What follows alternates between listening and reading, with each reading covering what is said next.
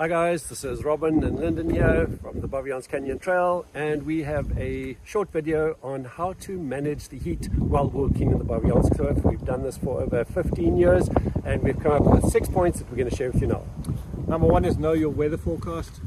If you're doing the Canyon Trail, at reception there is a QR code that you can scan and free Wi-Fi, so you'll make sure you know the next 4 days, and we'll be giving you a daily printout of what weather you can expect for the days ahead delivered to your camp.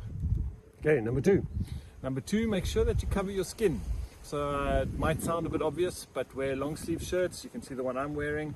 Not all of them are branded, but if you come to our shop, Interpretive Center, you get branded ones, but they make a massive difference to actually just not getting the sun exposing directly on your skin. It'll also help with the following few days if you've protected your skin from sunburn.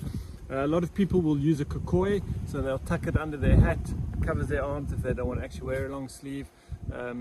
If you really want to, some people hike with light umbrellas, that can also help. What I do is I also take an extra liter of water and I keep my shirt wet when I'm really hot, and that evaporative effect just cools me right down. Yep, I mean we've seen people also have like those sleeves where they just have the sleeve. That short, it's almost like a second skin. Yeah, like a second skin sleeve, that's right. And we've even had a group that said the umbrella, that's part of the hat and it sits above that.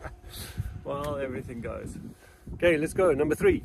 Number three is plan your route carefully in terms of where you're going to find shade. So listen carefully in the briefing. We will tell you on each day where you're most likely to find shade. What a lot of us do is we get to the top of the ridge, we get to the point where you're going over a saddle, and then because you've just come up the hill, you want to stop and have a break there, and then you bring out your tea and etc. But you're actually in the worst spot from an exposure of wind and heat.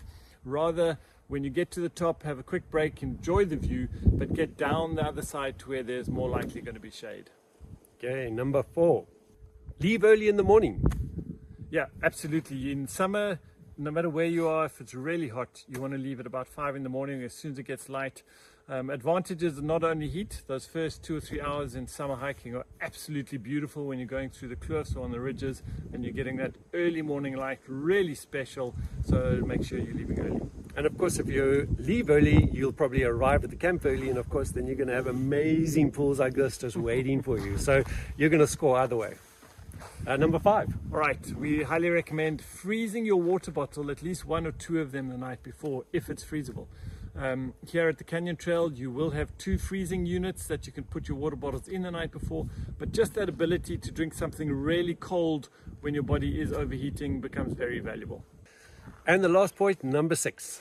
Take extra water. So what we have often done, as we've mentioned earlier, is we wet the crucial parts of our clothing. It really helps. On a really hot day, I will hike with a buff and I'll take it off, I'll put water on it. When I put it back on, even though it's hot, it still gives me that little shiver because that evaporative effect just cools you right down like a refrigerator. So take extra water to keep yourself wet when you really need it. So there's how to manage the heat in the Baviaanskloof on the Baviaanskloof Canyon Trail. We look forward to seeing you here. Have a good hike.